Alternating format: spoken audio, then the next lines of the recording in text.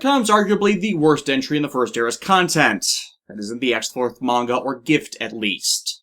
Dot Hack Legend of the Twilight Bracelet, written by Tatsuya Hamazaki, is an edition set between the big arcs of the franchise, where things are fleshed out and stories with other characters are told, before it transitions into the next big story arc, GU. The manga version ended up published amidst the release of IMOC in Japan, running from July 2002 to April 2004, and actually is something of an essential read for the franchise because the elements of transition it provides towards the next story arc, they use Legend of Twilight's events to springboard into an entirely new paradigm.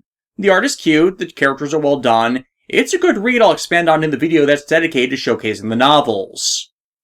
And the anime version of it released in 2003, for those who saw the original review, yes, I finally got a copy, I found it very cheap used, is not canon with regards to the franchise. The Legend of the Twilight manga was nowhere near done when it went into production. Hell, it had only started 6 months prior to its debut, so with regards to the production schedule for the anime, that's basically starting on and working on absolutely nothing. Thus it starts out adapting a little bit of the story, before spinning off into its own tale that played in full conflict to the story points the manga then laid out over its following 3/4 of release, and the franchise overall. It's like if you tried adapting any shonen manga before the author had even finished the first arc of it. You don't know what they're going to do or take things, so you don't know what's relevant and what's not, with which to then be emphasized in your adaptation. And this was done in an era before the multiple seasons played out over time system for manga or light novel to anime adaptations were as commonplace as it is now.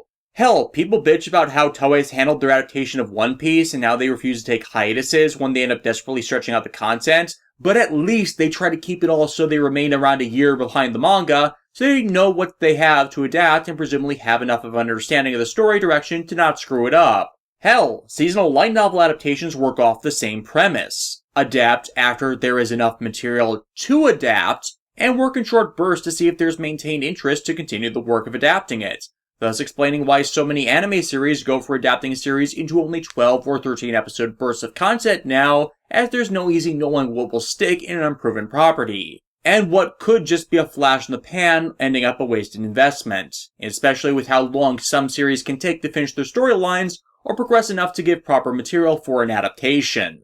Legend of the Twilight's anime adaptation, however, has none of that for its defense. They intentionally worked in advance of the manga's own make for reasons I can't explain nor have found, despite drawing on the manga's core concepts, but all just make a pretty pointless story that ultimately ended up in conflict with Dot Hack's larger precepts about the nature of the setting. Hell, they did it so early that Dot Hack Quarantine in Japan had not even released yet. Yes, the story set 4 years after the conclusion of the main storyline, ended before the main storyline actually did, thus showing how heavily they jumped the gun for then adapting that into an anime. As I doubt the anime's writers knew what was going to happen in it like a regular staff writer for CyberConnect 2 did, and from the author's notes and apocryphal material provided, at least Tatsuya Hamazaki's work on the Legend of the Twilight manga did fit with canon, as he was let in on what was going to happen so he could actually plan his story around that, as the writing for Quarantine was long done before Quarantine actually hit shelves. And as a result from all this, there was an irreparable divergence in the story told after the first volume and 4th episode, and it then kept compounding the error. While this anime did air on Cartoon Network in late 2004, it didn't bring in as many viewers as Sign did, as it didn't have the interconnective strength to help sell it, despite having some returning characters. So interest in the games or Sign's cerebral approach to storytelling did improve views, and as a result of the negative feedback about it when the next anime, Roots, came up for syndication, it either wasn't shown or was given a time slot no one watched it in. There are some conflicting accounts on the matter. I never found it on when I was awake at any rate, which honestly might have been for the best, to be honest, as it at least limited some of the damage Roots did to the franchise in the Western markets. And if I had to sit through it, I'm taking you all down with me. The opening theme is called New World, and I'm honestly a sucker for this kind of mild rock on occasion, even if it really isn't my preference, and it really does match an ancillary theme of the story, that the world is a different place with Aura as the AI administrator than it was during either Tsukasa's or Kite's tenures in the game. The scenes of the opening are dynamic and informative of who's among the main cast, and gives previews of what adventures are to come. Overall, it's rather good, and I wish it had been attached to a series better than this one. We open on one of the fields of the world. part of the area glitching out as a player is attacked by an abnormal monster and rendered comatose by the creature, with the scene immediately changing to the home of Shugo Kunisaki, where said boy is all alone. His father's a workaholic, and the parents recently divorced, at least in the anime. Manga, not so much, with his mother also taking his sister Reina with her when she left. Reina is a regular player in the world, and signed herself and Shugo up for a special character contest, winning a more chibi-styled version of the famous players Kite and Black Rose. Yes, word of Kite and Black Rose has apparently been made more common knowledge among the players. CC Corp passing the whole Twilight incident off as a special hidden event, only they caught the activation conditions for and found the clues to solve, making them, well, heroes to the common players for solving the final mystery of the game. In addition, they locked out the character models from being usable by any other users. The ones that used similar models before them may still have them. Reina entered them because, well, they're actually really close, and the separation has been tough on them, so she thought this could be a good way for them to stay in touch and together every day. But before Reina entered the contest, she left Shugo the software and equipment pre-installed on his PC, so he's all set to log in. Which he does, wandering into several players before finally finding Reina in the guise of Black Rose, who explains to him why he's been getting looks from the PCs. In the game, they were the party that solved the last mystery of the world, and because of that they became legends. A young male twin-blade Kite, and a young girl heavy-blade Black Rose. And when they solved the mystery, other players weren't allowed to use their character forms anymore. Also, Shugo is a complete hormonal moron. It's kind of understandable, he's an early teenager, and most game character models are designed to be attractive, which is only made worse by the headsets which interface the players directly with the game and are designed to give total immersion. But it doesn't help that Shugo's voice actor in the dub, Bryce Papenbrook, son of Bob Papenbrook aka Leos, and voice actor for a lot of 90s stuff that I really liked, is infamous for this kind of perverse loser character. Almost as if he ended up typecast after he voiced Densuke in the equally infamous Aiken when it was dubbed the year after this anime, before he then eventually landed the role of Kirito in Sword Art Online. Yeah, for .hack fans, the popular opinion is he's dead to us, and it has only increased the stigma towards this anime with time. Shugo and Reina are shadowed by a familiar PC, controlled by Mirai Kurokawa, and the voice is one you might recognize. Mirai is the daughter of Mayumi, aka Mistral, born right after the end of the Twilight incident. Though, instead of giving her a proper introduction, we immediately cut to all people, Sanjuro, once more played by Stephen J. Bloom. Regular viewers of my show, take a shot, as you know how much I love a Stephen J. Bloom role, even if it is in a bad anime. With him fishing in Makanu, I didn't know one could do that, and is himself approached by the soft-spoken Wavemaster Hotaru, who also lacks a character introduction here. Hotaru is a character introduced properly in the .hack AI Buster novels, throwing up an image of the books because I can't actually get them out of the shelf right now. And yes, I will be regularly referencing the book, as the second one is a collection of tales that led to the events of Legend of the Twilight Bracelet. He is a Japanese-American who plays in the Japanese server to be closer to his cultural heritage, and previously was helped out by Sanjuro, likely why he's seen approaching the heavy blade here. In addition, in every piece of media but this stupid anime, Hotaru is a guy. For some unexplained reason, they gender-swapped the character in this anime so Hotaru is a girl, even though he still has the male character model.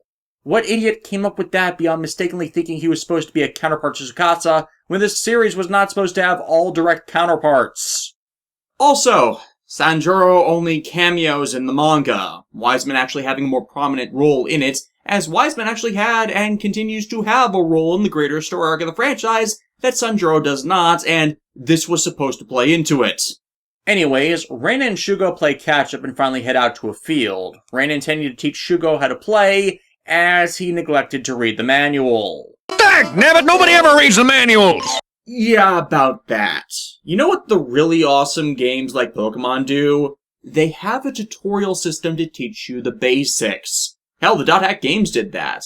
And every MMO I've ever played seems to lack this feature or expect you to get it by default by just adventuring in the starter areas, which, yeah, a lot of people don't really get it.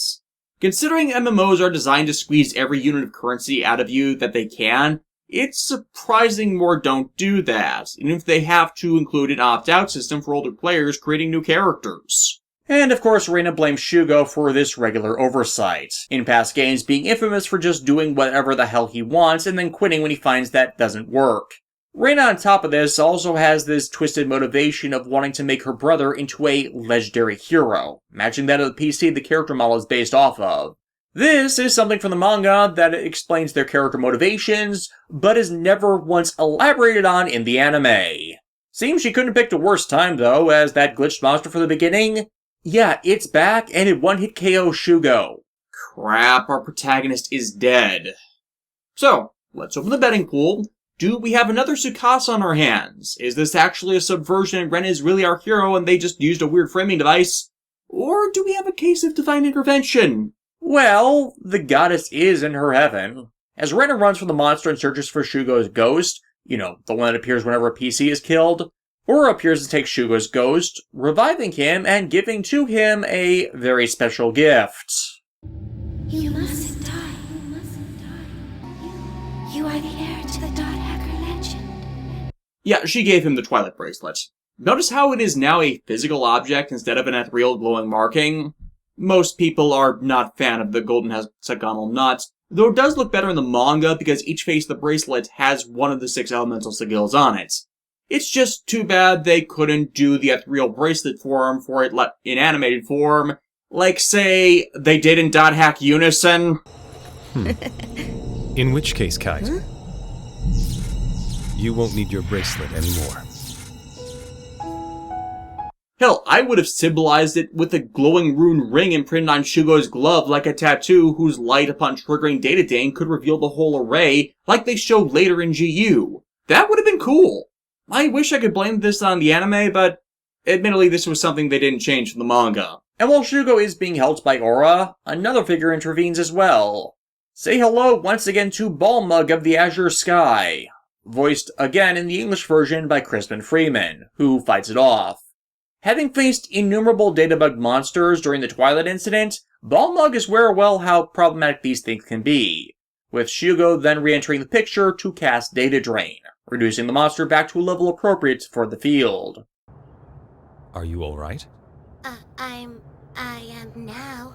Hey, who are you? And you have no right to hold my sister like that! Balmug takes his leave after checking out that they're alright, which is where Mireille reveals herself and gushes over the bracelet, and the special characters, as much a nut over rare items as her mother. It either runs in the family, or since Mireille is at most 4, she was taught it by her mother Mayumi when she was back playing the world after the incident. And really, I think it is a bit irresponsible for a 4-year-old to be playing an MMO solo. She should be playing something more age-appropriate and less complex, or being escorted through the game by her mother. The kids log out, but Balmug calls in his moderator assistant, Reki, tasking him to start investigating what he witnessed, equating it to the Cursed Wave event. Especially worrisome with how the Kites and Black Rose PCs were involved. The second episode opens with Balmug leading a design team. Oh, did I mention? Balmug is now an administrator with CC Corp, on the payroll and everything. His division is more based on creating special events for the players than general investigation of bug reports and illegal gaming, even though he has the full authority once held by Leos. What happened to Leos? Absolutely no idea. Well, another birth and X-Forth make use of his character. None of the expanded universe content ever says what happened to him after the events of Unison. My guess? He either retired or was asked to resign. Reki reports to him, updating Balmug on what happened yesterday, as the entire thing, it was not in their records. Meaning that whoever's done this originates from within the system itself, like Morgana Mode Gone, or has root access that can alter CC Corp's records, meaning someone in the company may be to blame. Shugo logs in and meets with Reina and Mireille and check out the event, trying to make cherry blossoms bloom from the event trees, and obscure a few lines giving them a clue. This invokes a flashback from Shugo to a real-life event where he and Reina were taken to watch the cherry blossoms bloom in real life. And then suddenly a dog appears. What? This excites Shugo as he's really into pets, and plays with her for a bit as Reina's confused by its appearance. There aren't supposed to be dogs in the game or any pets aside from grunties. Though Balmug approaches them, having caught sight of them attempting the event, mistaking them for their predecessors and aware of the character contest.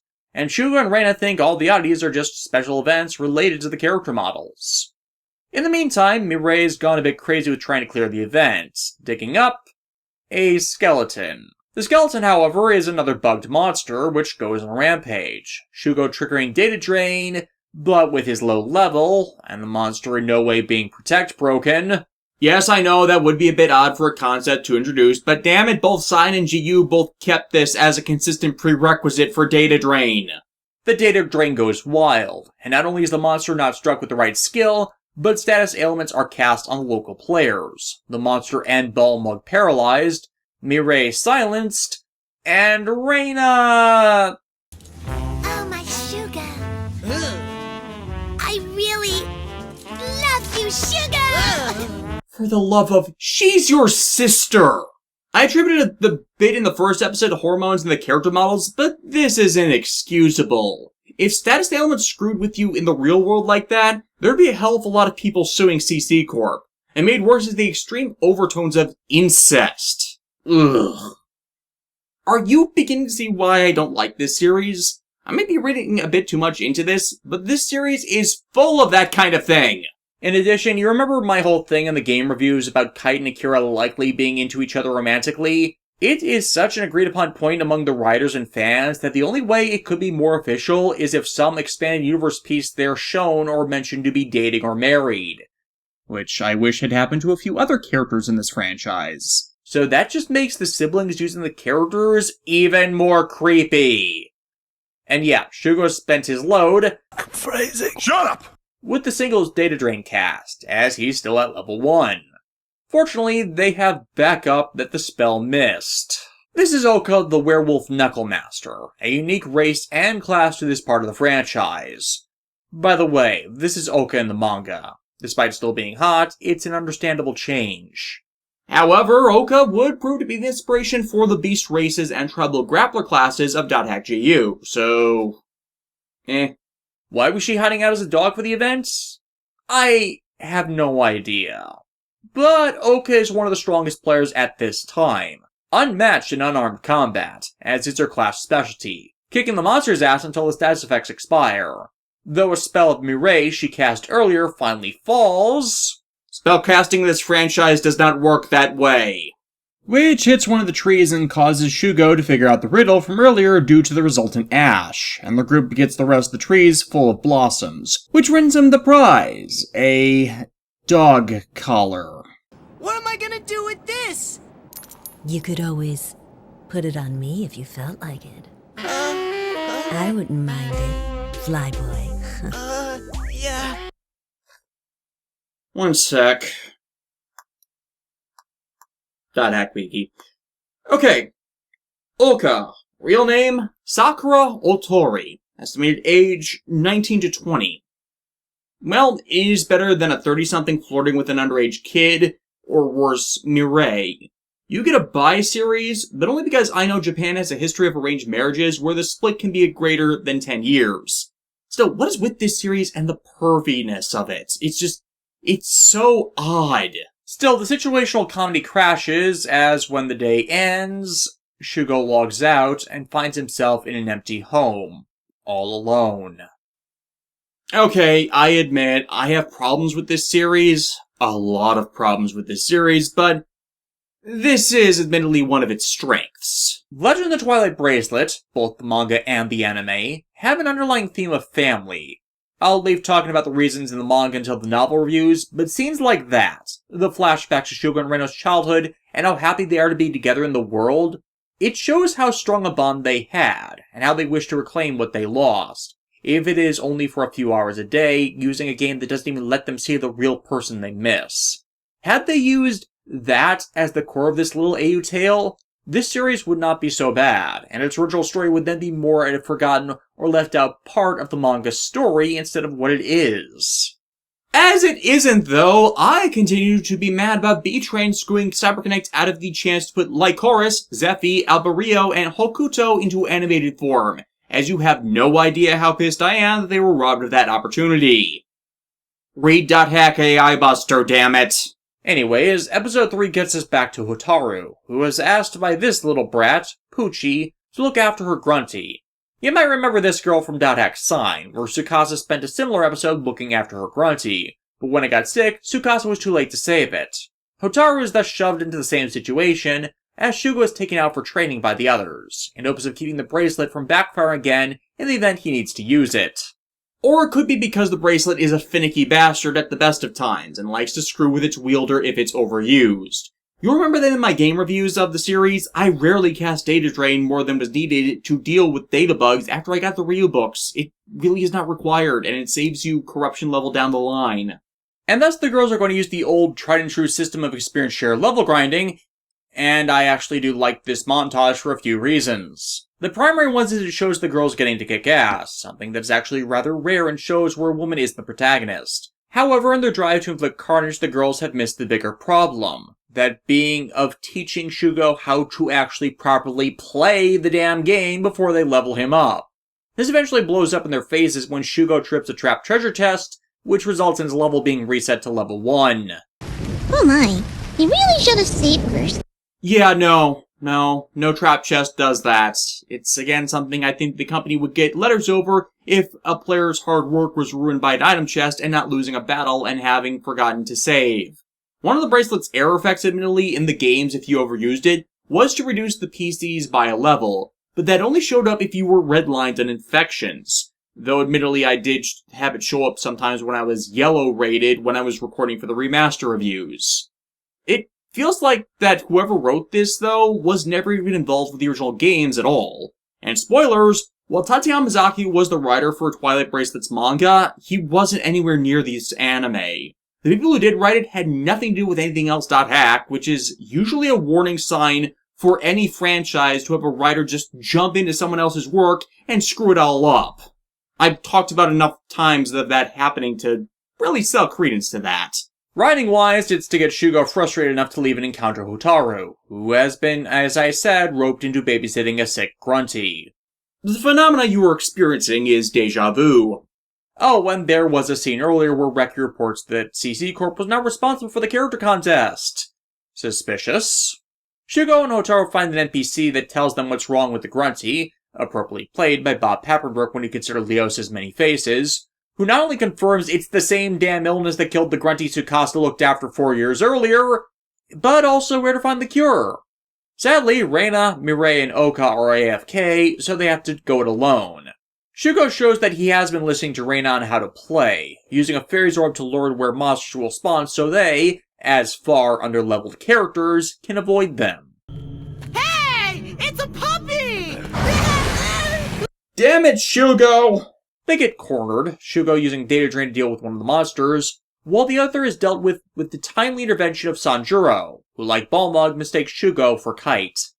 You know, Sanjuro comes off a lot less gruff than he did in the games. Did he mellow out some in the last 4 years, or was doing that rasp becoming problematic for Steve Bloom? Having played the Classic 4 so many times and avoided this anime when I can, it just seems odd for him to not have it, though if it was due to hurting his voice, I totally get it. They get the item and heal the grunty just in time, Pucci arriving on scene, revealing that she knew it was sick, and this has not been the first time she's done that, but in fact has done it every time a grunty she's raised has gotten sick over the past 4 years.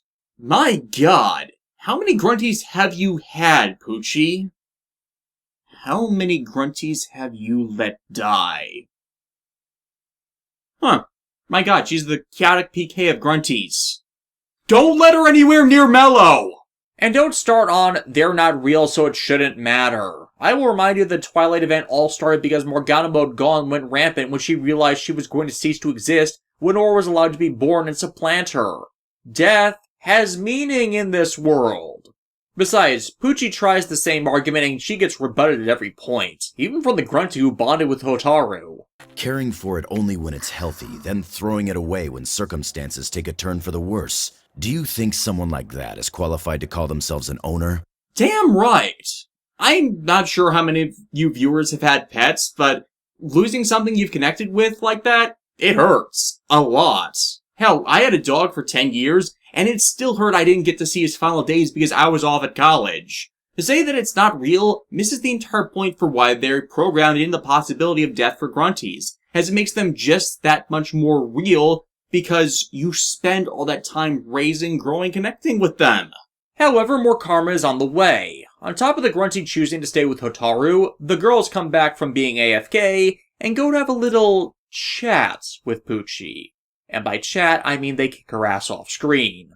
Sanjuro leaves the group to meet Balmug, who asks the Heavy Blade to keep an eye on Shugo, as another Twilight incident may be on its way. Understood. Oh, and to keep the relation to Digimon high, the actress for Pucci in the dub is the same woman who voices Kari Kamiya in Digimon Adventure and Digimon Adventure 02. Now picture Kari saying those things in that franchise and in reference to Gatomon. You'll never look at her the same way again. Episode 4 actually has a specific date it falls upon, July 7th, the event of the day corresponding to Japan's Tanabata Festival. This is important as after Shugo gets back from training with Sanjuro, Reina ambushes him and drags him off to it, complaining all the while about not training with them.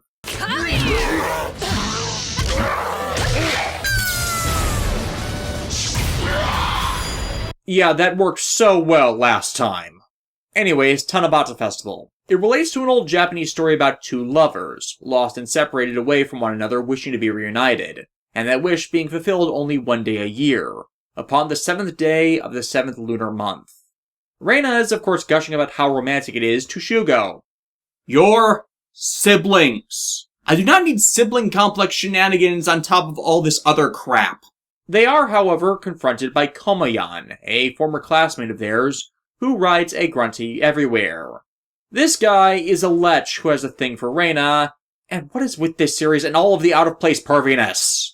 Once more, this is why with time it feels like Bryce Papenbrook got typecast for shitty harem anime, because it is getting so bad, it feels like it is turning into a bad harem anime. Besides, we all know the only harem in this franchise is Haseo's.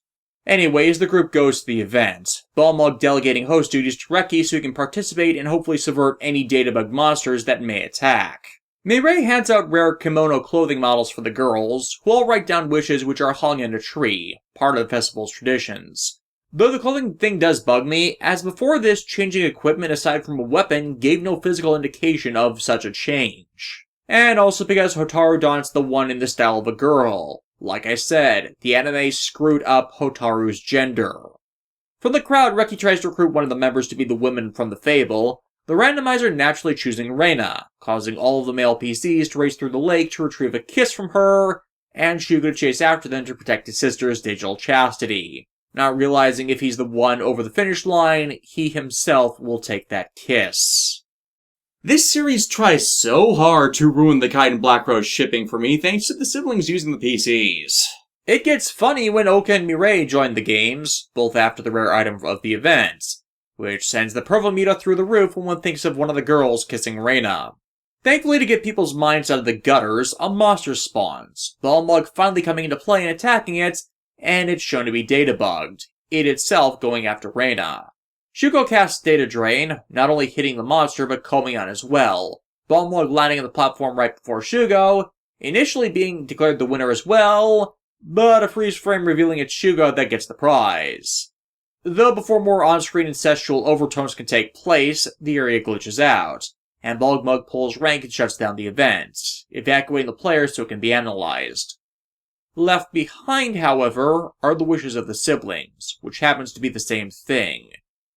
Their wish was to live together again with their parents like they used to.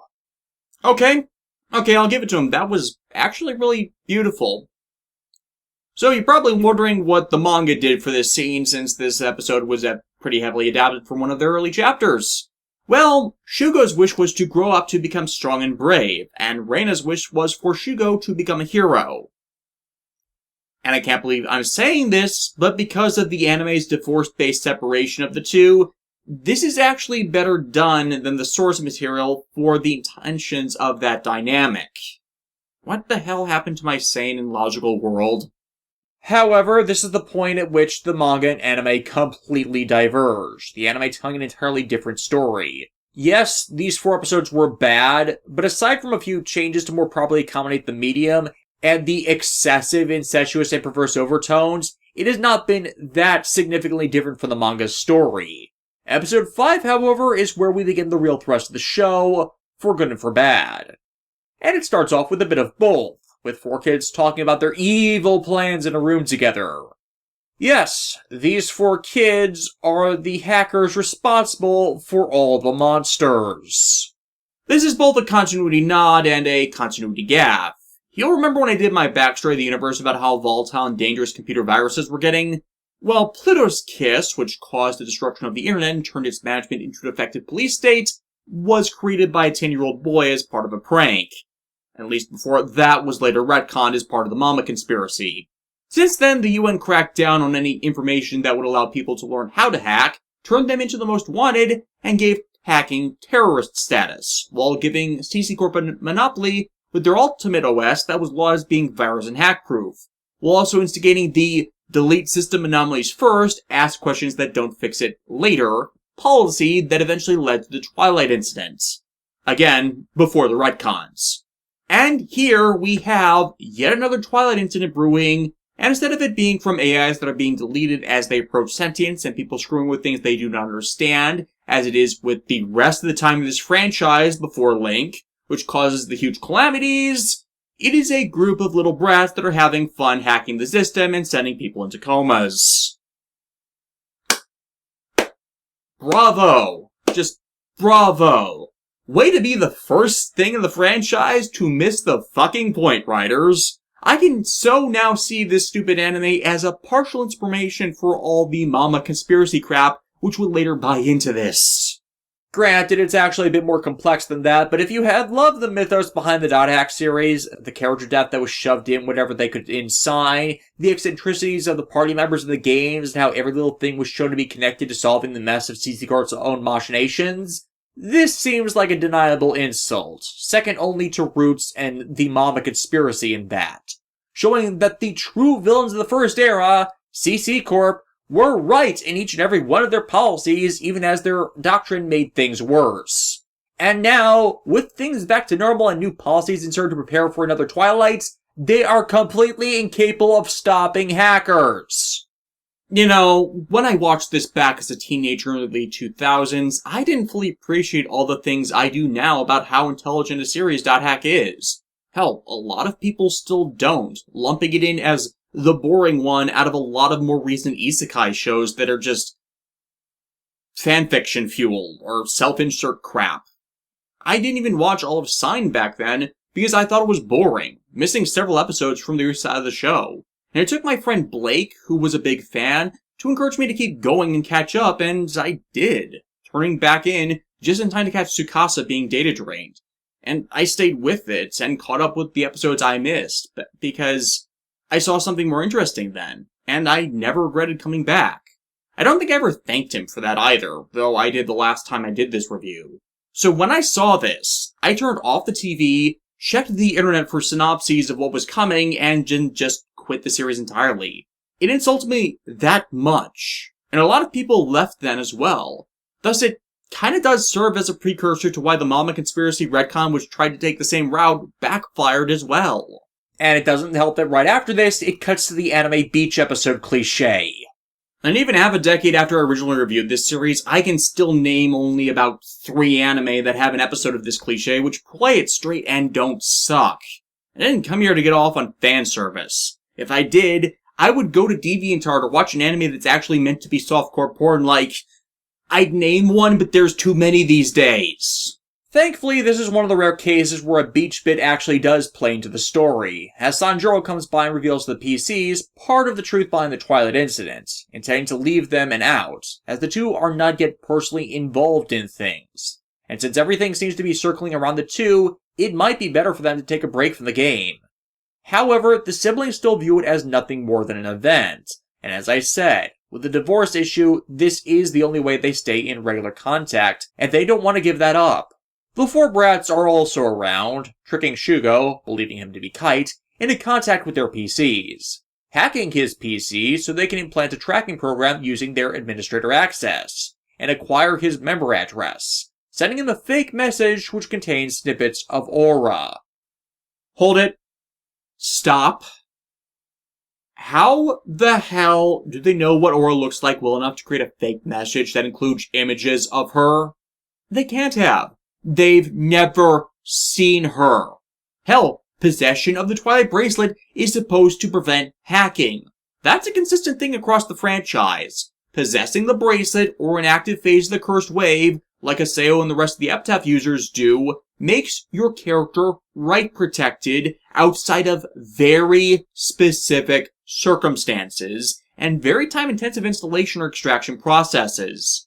Hell, even the hacker add-ons Haseo eventually gains from Pi and Zelkova in the GU games had to be specifically programmed and willingly installed by him to get around that, since brute forcing a hack like Leo's tried to with the rewrite books he made didn't work. This is canon. Hell, it's the core argument of why Haseo or Kite would crush Sao's Kirito in a death battle. He couldn't use his broken OP Godmother game hacking powers on them. Sanjuro shares my concerns. As Mireille uses a decryption program among her item stash, there would not be such a thing programmed into a game, to fix the intentionally scrambled text, which gives up an area word. Sanjuro calls in Balmug, but he is held up from getting the much-needed lead by the appearance of the Cobalt Knights, in the dub referred to as the Cerulean Knights. Okay, explaining the Cobalt Knights. And before you ask, no, they're not like the Crimson Knights. They actually do work for CC Corp.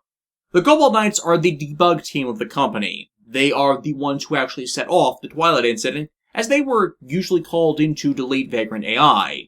You may remember Alberio from the backstory as the first coma victim. Well, Alberio was the leader of the Cobalt Knights at the time, known for his Spear of Votan that had a special deletion program installed into it by Morgana Mode Gone to kill her first daughter and Aura's prototype, the Vagrant AI Lycoris. After he dealt with Lycoris, Alberio was disposed of by Maha in his original form, which spun off into the events of Sign. The Cobalt Knights were then absorbed into the rest of the investigation team and commanded by Leos during the Twilight incidents. And at its end, Alberio's player was summarily fired and command eventually fell into the hands of someone who admired the man. Said member is this bitch, Kamui, who is plotting to take over Balmug's job in its entirety simply out of spite and nothing else. See, the two apparently used to date. In the anime only, at least. Not in the manga, where she still has a hang-up over her last boss. And Kamui has this big chip on her shoulder because of it. Her view is the worst kind of extremism concerning the nature of the world. Had this version of the character been in charge instead of Leos, there would have been no survivors of the Twilight incident. How do I know all of the information I've used in this tirade? I read AI Buster. And yes, Kamui is a fanatic with respect to maintaining the order of the world as decreed by CC Corp, but in the book, it's explained that's only because she was majorly crushing on Watarai, the person behind Alberio, and misinterpreted his views on the nature of the game and its black box AI creation program to fit her own uninformed viewpoint, which ended up more aligned with the company's stance. And it doesn't help either that around the time of the Twilight incident, when Alberio was rendered comatose, she was one of the worst in the division. So really, one could view that she was only promoted in the case of the executives needing another patsy, as Alberio was their major asset before they pushed the blame onto him. In the manga, though, Kamui isn't even half the unredeemable bitch she is in the anime because of all this. And naturally, because the Cobalt Knights stopped Balmug from being around to intervene, the brats trapped Springs, and Ren is attacked by Digital Green Reaper when away from the group, Shugo only arriving after Rena's health has dropped below recoverable levels. Though they defeat the monster, Ren is still taken where they can't follow. Oh, Shugo. Reina! Shugo. Reina! Stella! Oh, and as you'd expect, Reina has been rendered comatose in the real world. Because, of course. And to think, I've gone this long, and I haven't even really started this anime. Yeah.